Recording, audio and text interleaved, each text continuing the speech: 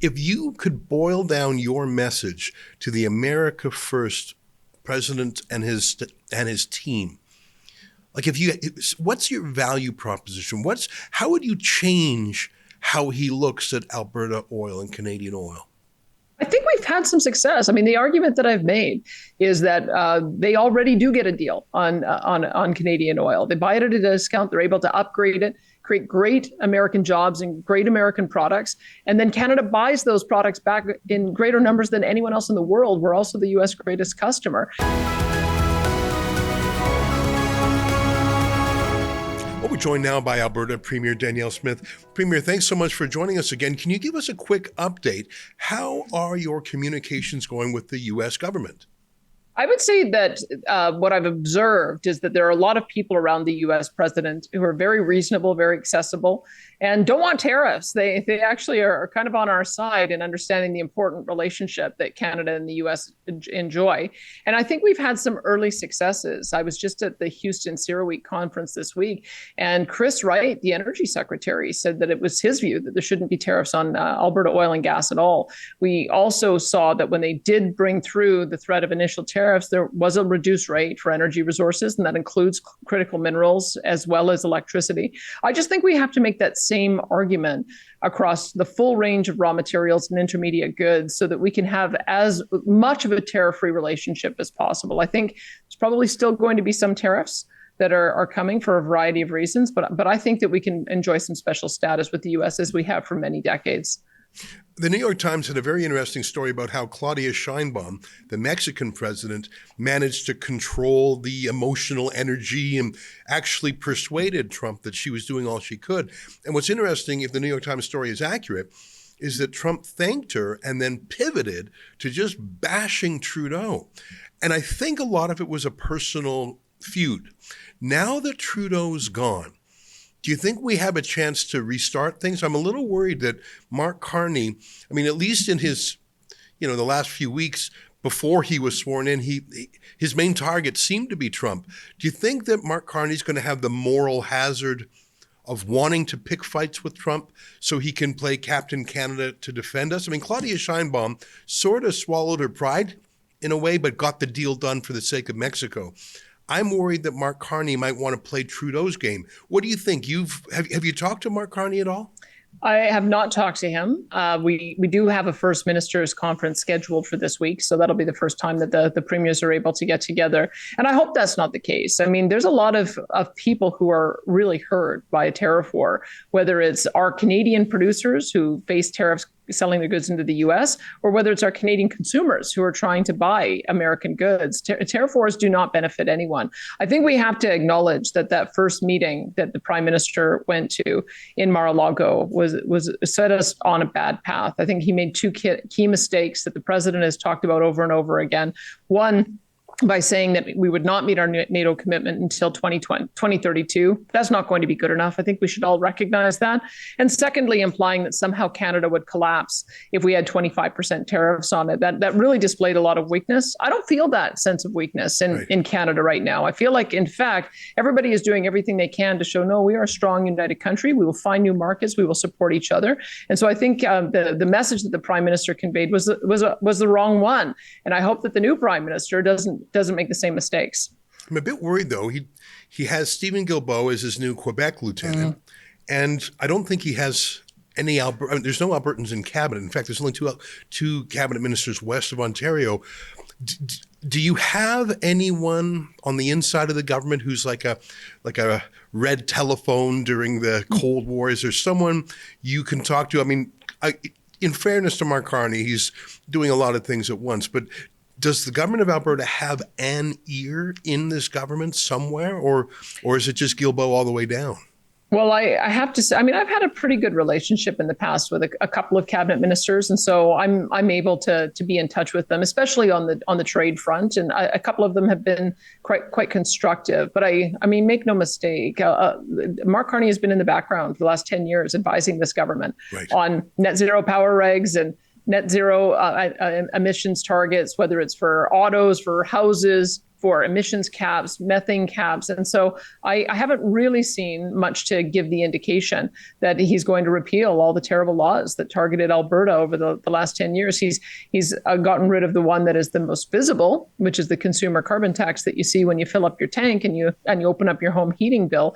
But it still sounds like he's intending to not only keep the ones on industry, but make them even higher. And I can tell you that that's just not going to be on. We've had that kind of victimization in Alberta of our industry for the last 10 years, and I don't think Albertans will put up with it anymore. So I haven't seen any clear indication that those terrible policies are going to be repealed, but that's why we need to get into an election, because I'd like to know exactly where the new prime minister stands and see where he stands relative to the opposition leader, Pierre Poilievre, and then we can make our choice and at least go forward into negotiations with the U.S. with someone who has a clear 4-year mandate.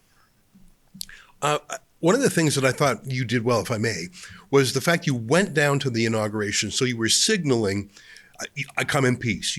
I mean, it was a basic step of neighborly friendship. It would be like if someone moves into the house next door, you come over with some, groceries or a cake or something. It's welcome. It would, and I think you were the only premier who did that. And I thought, you know what?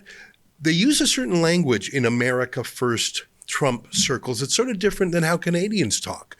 And as you know, I wrote a book called Deal of the Century, the America First Plan for Canada's Oil Sands. And I thought, can we make the case for Canada, not necessarily in the language that we would use ourselves, but something that might click with Trump and his Commerce Secretary Lutnick and others down there? So I've been testing it out with different America First allies. Like I've done a lot of Trump adjacent interviews with Charlie Kirk and Dinesh D'Souza and Benny Johnson. Like I've really been, and I've been saying, look, let's flip the script. When Trudeau is gone, let's turn over a new leaf. Instead of pushing away Canadian oil with tariffs, pull it in closer. Yeah. Buy more, get the Keystone XL pipeline active, like it was almost done. And I said, well, maybe think like a real estate developer. Think of this as the deal of the century and lock in 170 billion barrels over 50 years, completely free yourself from OPEC conflict oil. And by the way, you're going to spend $13 trillion doing that. Now Canada has no excuse for not spending money on its military. Like I was trying to think, what would an advisor to President Trump say and do? And all the people I've met with, I've probably done half a dozen America First type interviews, and they all said, that's a good idea. Just to get away from the feud that President Trump seems to have with the Liberals. Here's one thing they asked me, and I wanted to put it to you, and I was hoping you could answer it on camera to show them. They all say, could we go ahead and increase our purchases of Alberta oil? Do we need to negotiate a new deal? And I thought it's already there in the USMCA in the side letter on energy. And really, the industry is ready.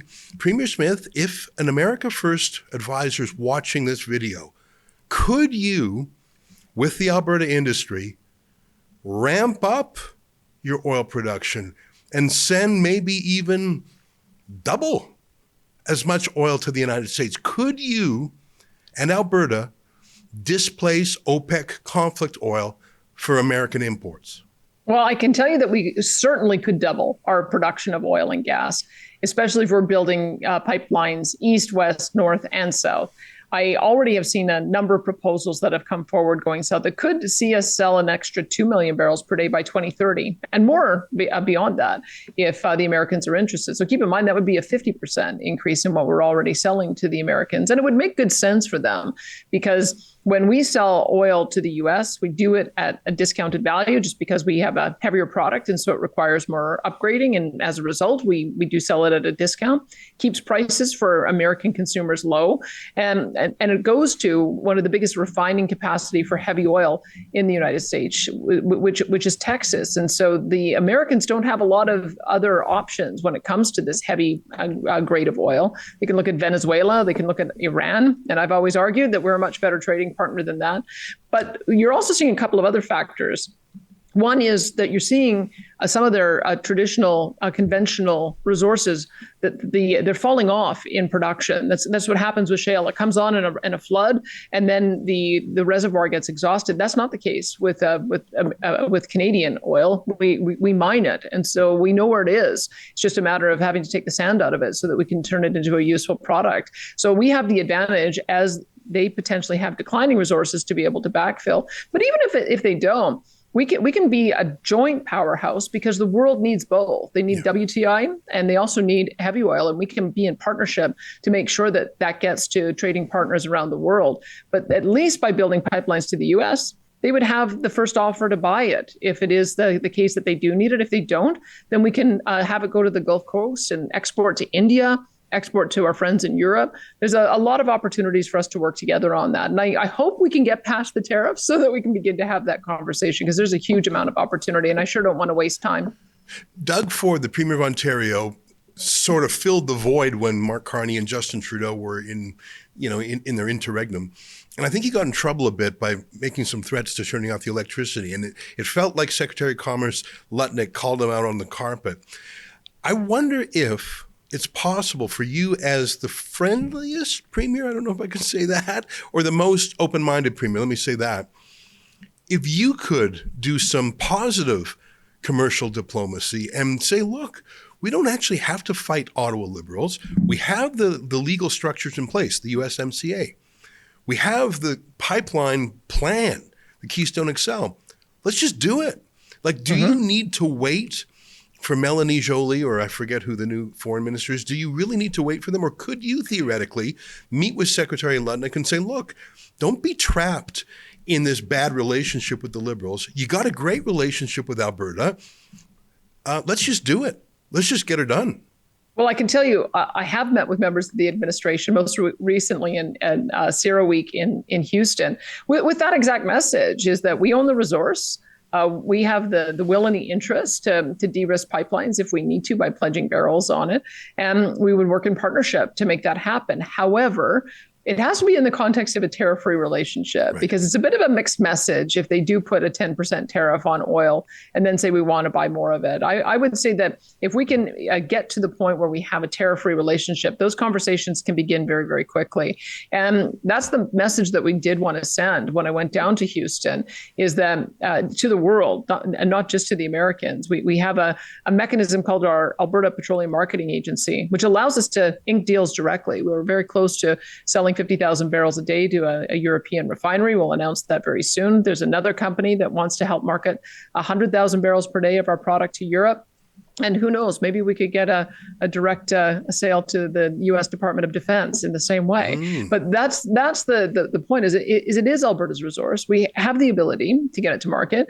And I think we now finally have an historic alignment across all political parties that we've got to be supporting each other rather than standing in the way. So I would love to start those conversations in earnest. But I think we have to get through this skirmish that we're having right now over tariffs and hopefully emerge on the other side with the vast bulk of our resources being tariff-free.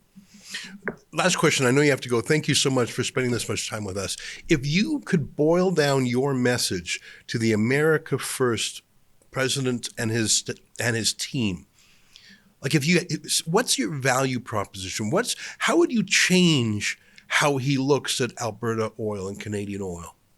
I think we've had some success. I mean, the argument that I've made is that they already do get a deal on Canadian oil. They buy it at a discount. They're able to upgrade it, create great American jobs and great American products. And then Canada buys those products back in greater numbers than anyone else in the world. We're also the U.S. greatest customer.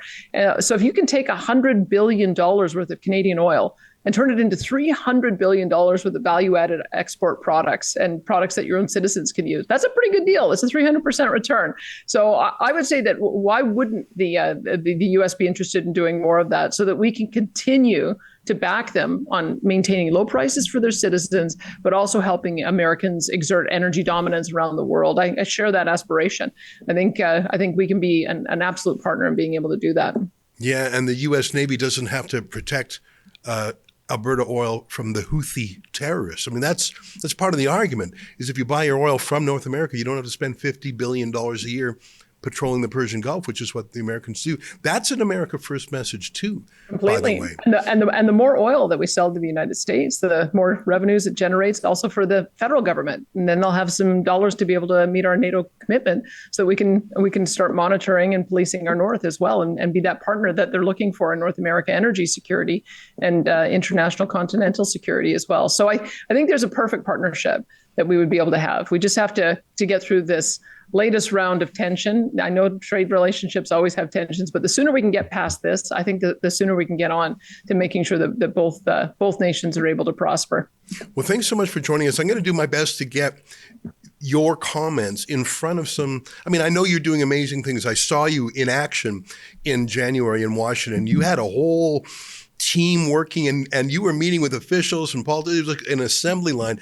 I want the America First movement to say, Canada is not an enemy. Maybe Trudeau was, and maybe Mark Carney is, but Canada is not, and certainly not Canadian exports of oil. I mean, that's the America First solution, not the problem. So thank you for saying these things, and please keep it up. I think you are actually the most positive force in our bilateral relationship. I mean, I don't, hopefully Mark Carney will see the light, but I'm sort of skeptical. Thanks very much, and let's keep in touch in the weeks ahead.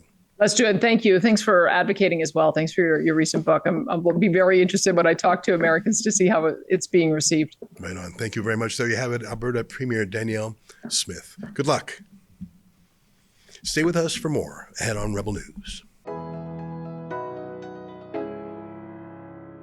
Oh, hi, it's Ezra Levant here in Toronto with an important message because we need your help.